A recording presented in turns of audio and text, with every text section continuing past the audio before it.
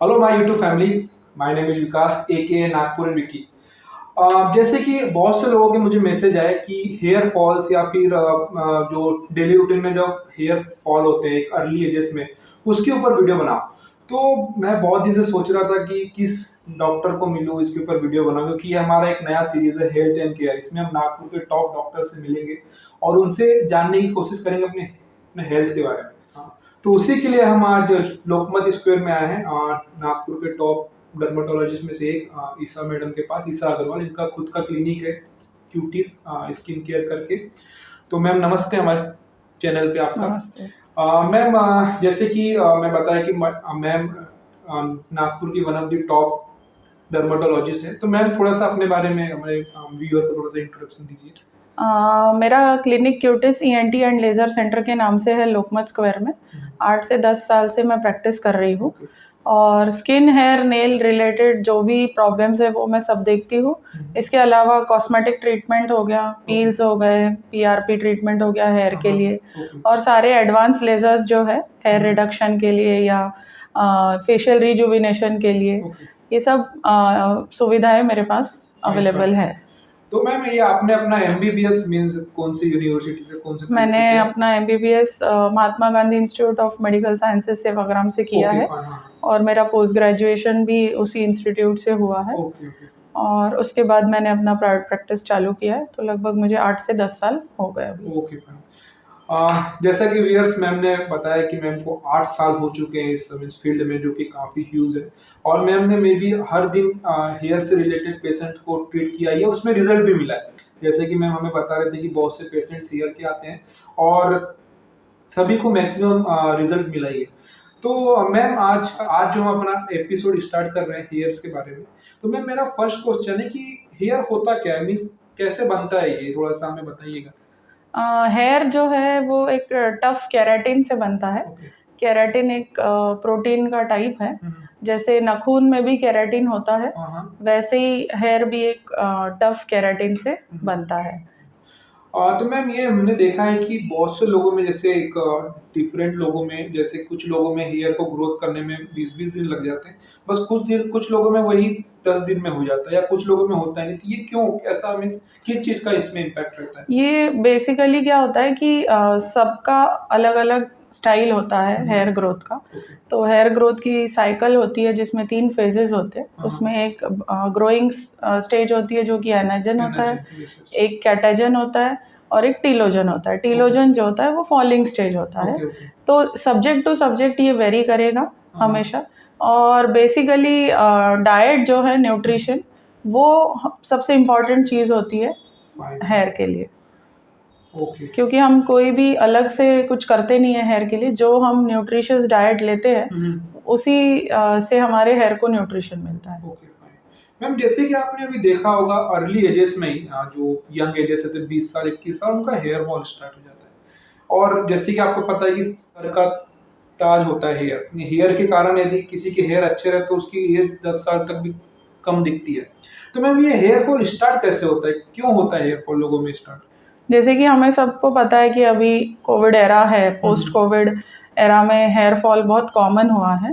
तो कोई भी स्ट्रेस फैक्टर अगर हमारे लाइफ में है, जिसकी वजह से, जैसे अगर कोई बीमारी भी हो जाती है तो उसमें बुखार आएगा, फीवर आएगा और स्ट्रेस रहेगा। तो किसी भी चीज़ का अगर स्ट्रेस होता है तो 90% स्ट्रेस की वजह से हेयर फॉल होता है। और अगर कोविड में भी देखा जाए, सिर्फ कोविड के बात ही नहीं, बट अगर हमें कोई और भी है, जैसे डेंगू हो गया, मलेरिया हो गया, जिसमें भी फीवर आता है, या फिर कोई बड़ी सर्जरी हो गई है जिसके बाद न्यूट्रिशन पे अफेक्ट हो जाता है, तो उसमें हमें हेयर फॉल दिखता है। और यंग जनरेशन की जैसे आपने बात करी, तो आजकल का जनरेशन जो है वो हेयर स्टाइलिंग भी काफ़ी करते हैं, हेयर कलर करते हैं, और डाइट भी उनका सही नहीं होता है, जंक फूड काफ़ी होता है। तो इन सब चीज़ों से भी हेयर फॉल होता है। जैसे आपने मेन बताया कि stress is the most important thing, factor है। तो जैसे कि व्यूअर्स, आपको पता है कि जैसे मैम ने बताया कि स्ट्रेस कम से कम ले, और stress is a main enemy of hair. तो उस चीज पे आप ध्यान दें। मैम से हम एक और चीज मैं पूछना चाहूंगा कि यदि किसी को हेयर फॉल स्टार्ट हुआ, इनकेस उसने स्ट्रेस लिया या फिर जो भी उसमें हो रहा है, तो उसको रिड्यूस कैसे कर सकता है? देखिए, इसमें बहुत सारे फैक्टर्स आते हैं, जैसे कि अगर कोई स्टाइलिंग कर रहा है, हेयर डाई यूज़ कर रहा है, तो वो हमें कम करना चाहिए। उसके बाद में डाइट, न्यूट्रिशन बराबर लेना चाहिए। मैं उसमें सॉरी आपको इंटरप्ट कर रहा हूँ, जो आप डाइट के बारे में बोल रहे हैं, तो हमारे व्यूवर्स को आप बता सकते हैं किस चीज़ के बारे में, यानी क्या लेना चाहिए? तो डाइट में बेसिकली जैसे आयरन रिच फूड लेना चाहिए, ओके। जिसमें कि हरी सब्जियाँ, उसके बाद गुड़ होता है, जैगरी, उसके बाद जैसे बीट रूट हो गया, फिर विटामिन ए के सप्लीमेंट्स होते हैं जैसे कि पपाया हो गया, गाजर हो गया, इसके बाद जैसे नट्स होते हैं, ड्राई फ्रूट्स जो बोलते हैं हम, वो सब चीज़ें लेनी चाहिए। उसके बाद प्रोटीन रिच फूड लेना चाहिए, जैसे पल्सेस, दालें हो गई, अगर अंडा है, एग है, वो ले सकते हैं, मीट ले सकते हैं। तो ये सब चीज़ें अगर हम लेते हैं तो डेफिनेटली हमारा हेयर फॉल जो है वो कम हो जाएगा। मैम कुछ लोग में, जैसे मैं रिसेंटली जब मैं वीडियो बना के पहले आ रहा था, तो मैंने को ये भी चीज़ स्टडी किया है कि जेनेटिक्स से भी हेयर फॉल होता है। यदि किसी के पापा को है, उसके दादा को है, तो उसको भी होगा। तो वो केस में यदि वो डाइट भी ले या फिर सब चीज़ ले, फिर भी हेयर फॉल उसको होगा? हाँ, कुछ हद तक हेरिडिटरी होता है। मोस्टली कहते हैं कि अगर जैसे मदर के साइड से मामा लोगों को है तो 25% चांसेस होते हैं। मतलब अगर अगर जो पेशेंट है, अगर उसकी मामा लोगों को है तो पेशेंट में कैरी फॉरवर्ड हो सकता है, लेकिन उसके बच्चों को नहीं होगा उतने जल्दी, बट उसके नेक्स्ट जनरेशन में हो सकता है। तो कुछ हद तक जो हेरिडिटरी भी होता है, जिनके घर में ऑलरेडी जिसको हम एंड्रोजेनेटिक एलोपेशिया कहते हैं, तो वो कई बार कैरी फॉरवर्ड भी होता है। बट अगर उसके फादर को 60s में है तो वो उनको ऑलमोस्ट 30s में चालू हो जाएगा। Okay, fine. मैम जैसा कि हमारी बात हुई कि हेयर फॉल रिड्यूस कैसे करना है या कैसे होता है, हेयर क्या है, आखिरी में सबसे इम्पोर्टेंट चीज में भी जिसके लिए व्यूवर्स यहाँ रुके होंगे वो है मेडिसिन, मीन्स क्या मेडिकेशन उन्हें यूज करना चाहिए। तो प्लीज हमारे पेशेंट्स को बताइए एटलीस्ट क्या क्या वो यूज कर सकते हैं हेयर फॉल को रिड्यूस करने के लिए। मेडिकेशन में काफ़ी चीज़ें आती है। उसमें सबसे पहले हमें डाइट का ध्यान देना है, जैसे कि मैंने पहले बताया, protein rich food, iron rich food, vitamin A, ये विटामिन ए सप्लीमेंट्स और जो भी अपन न्यूट्रिशियस डाइट ले सकते हैं वो हमें लेना है। उसके बाद आजकल बहुत सारी ट्रीटमेंट्स आ गई है, ऐसा निराश होने की ज़रूरत नहीं है कि बाल झड़ रहे तो कैसे करेंगे, अगर आएंगे या नहीं आएंगे। तो उसमें आजकल जैसे मिनॉक्सिडिल हो गया, ये भी हम यूज़ कर सकते हैं। जैसे आपने पूछा था कि हेरिडिटरी, बेसिकली जो एंड्रोजेनेटिक एलोपेशिया हम बोलते हैं, उसमें हम मिनॉक्सिडिल देते हैं, जो कि लोशन फॉर्म में आता है, स्प्रे फॉर्म में आता है।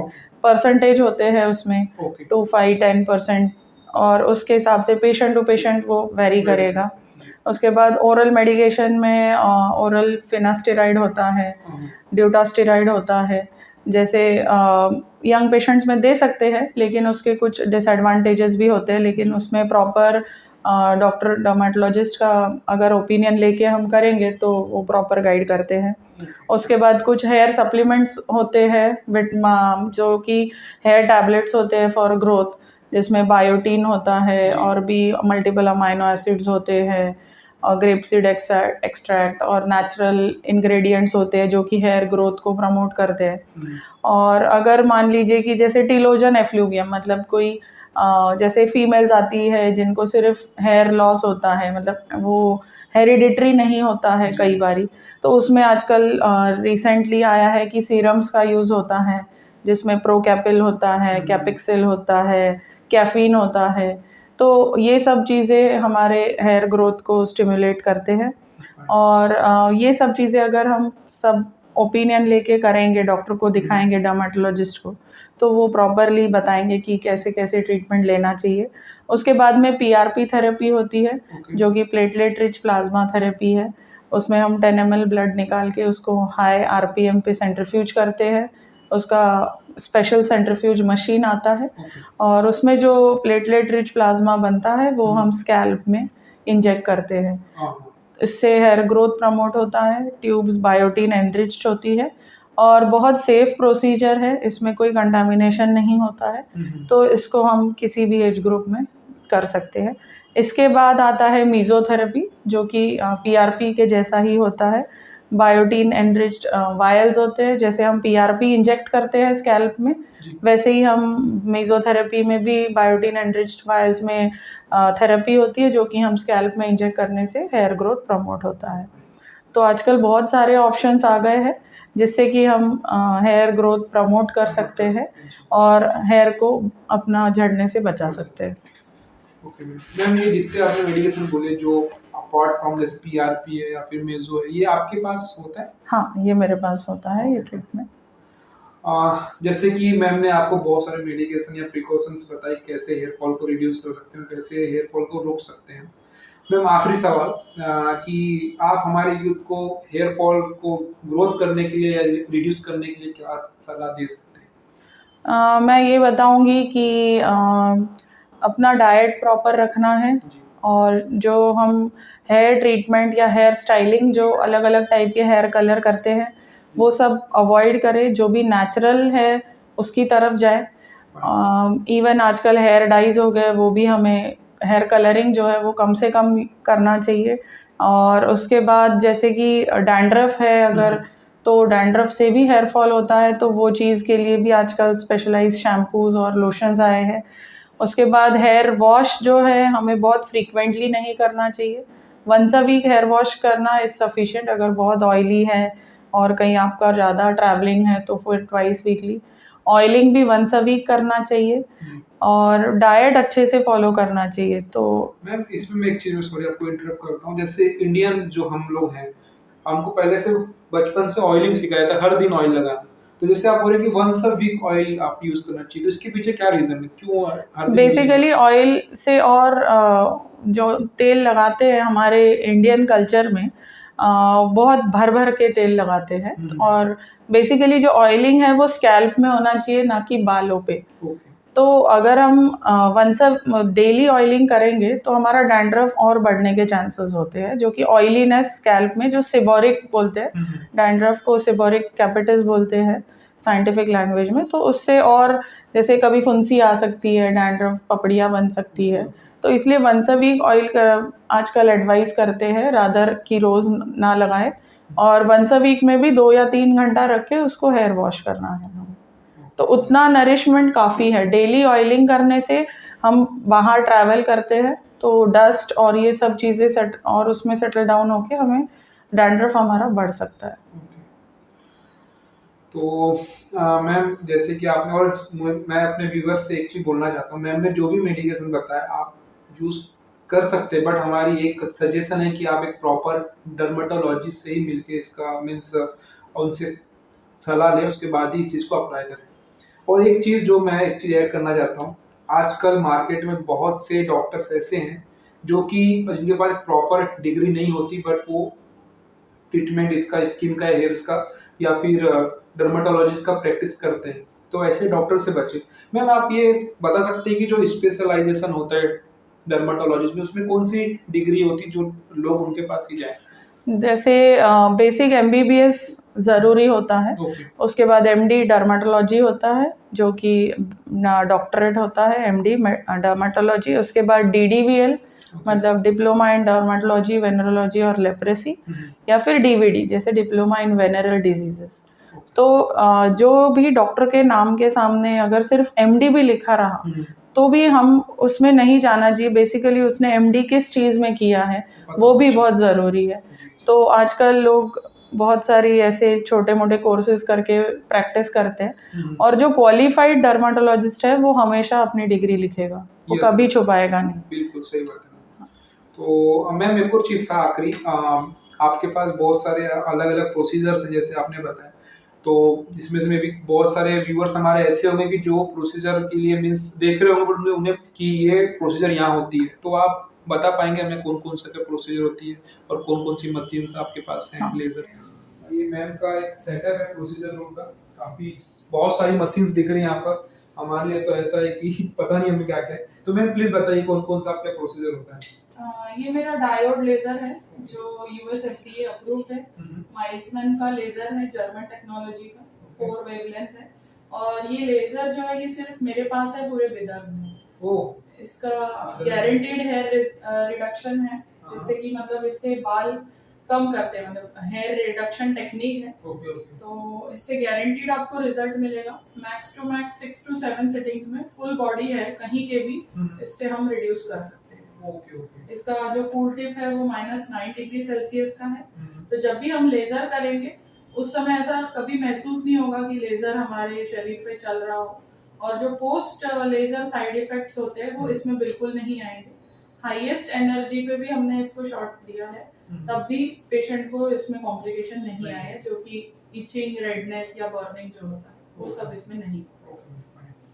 मशीन है। हाँ, ये मेरा फ्रैक्शनल CO2 लेजर है। ओके जो कि इसमें जो फेशियल रिजुविनेशन, हाँ उसके बाद एक्ने स्कार, पिंपल स्कार्स होते हैं, चिकन पॉक्स के स्कार्स होते हैं, ओके तो किलॉइड हो गया, हाइपरट्रॉफिक स्कार हो गया, वो इस लेजर से सिटिंग्स होती है तो धीरे धीरे कम हो जाता है। ओके तो फेशियल रिजुविनेशन में भी ये काम करता है। मैम ये जो आपने बताया हेयर रिमूवर वाला, ये विदर्भ में केवल आपके पास है, किसी और के पास नहीं है machine. Okay fine, that is good. और ये आपने बताया स्किन रिजुवेशन की, उसके बाद में एक और ये मशीन मेरा टैटू रिमूवल मशीन है। ओके टैटू रिमूवर जी, जैसे कि लोग टैटू निकालते भी हैं तो उनको हटवाने भी होते हैं। जी जी जी। तो ये मशीन उसके लिए है। जैसे जो लोग आर्मी या CRPF में एडमिशन लेते हैं उनको टैटू अलाउड नहीं होते, तो कहीं का भी टैटू हम इससे आसानी से निकाल सकते हैं। ये हमने पहले बात करी थी हेयर ग्रोथ के लिए, तो ये PRP का सेंट्रीफ्यूज है। इसमें ट्यूब्स होती है, जैसे कि आपको दिखा देती हूँ। ये मशीन ऐसे खुलता है, ये तो ट्यूब हम बैलेंसिंग के लिए रखते हैं, और स्टेराइल ट्यूब्स होती है। स्टेराइल ट्यूब्स में ब्लड कलेक्ट करके हम इसमें सेंट्रीफ्यूज करते हैं हाई RPM पे, और उसके बाद में जो PRP फॉर्म होता है उसको हम स्कैल्प में इंजेक्ट कर देते हैं। ये मेरा सेलिना PR है, जो कि 6-in-1 micro needling work station है। इसमें एवरीथिंग इज थ्रू RF, मतलब रेडियो फ्रीक्वेंसी के थ्रू होता है। जैसे बोटॉक्स हो गया, फिलर्स हो गया, एंटी एजिंग ट्रीटमेंट हो गया, सबसीजन करके एक प्रोसीजर होता है जो कि हम पिंपल्स के स्कार में करते हैं, तो सब कुछ रेडियो फ्रीक्वेंसी के थ्रू होता है। प्लस इसमें वजाइना टाइटनिंग प्रोब है, जो कि आजकल यंग लेडीज में या आफ्टर डिलीवरीज काम में आता है। तो इसमें भी फेशियल रिजुविनेशन भी होता है। तो 6 अटैचमेंट्स है, और नॉन एब्लेटिव RF करके होता है, जो कि स्किन रिजुविनेशन के लिए काम में आता है। तो ये मशीन का 6-in-1 का अटैचमेंट है। तो ये मशीन भी मेरा US FDA अप्रूव्ड है। ये मेरा हाइड्रा फेशियल का मशीन है। इसमें बेसिकली इंस्टेंट ग्लो होता है, जैसे कि इसमें क्लिनजिंग होता है, सक्शन होता है, एक्सफोलिएशन होता है, उसके बाद इलेक्ट्रोपोरेशन होता है। ये भी RF के थ्रू वर्क करता है। हल्का करंट इसमें आता है, जिससे कि स्किन पे ग्लो आता है। जैसे हम ग्लूटाथायोन के सीरम्स डाल के इसमें इलेक्ट्रोपोरेशन करते हैं, और हाइड्रेशन क्लिनजिंग जो है वो हाइलुरोनिक एसिड का सीरम यूज करके हम इसको यूज करते हैं।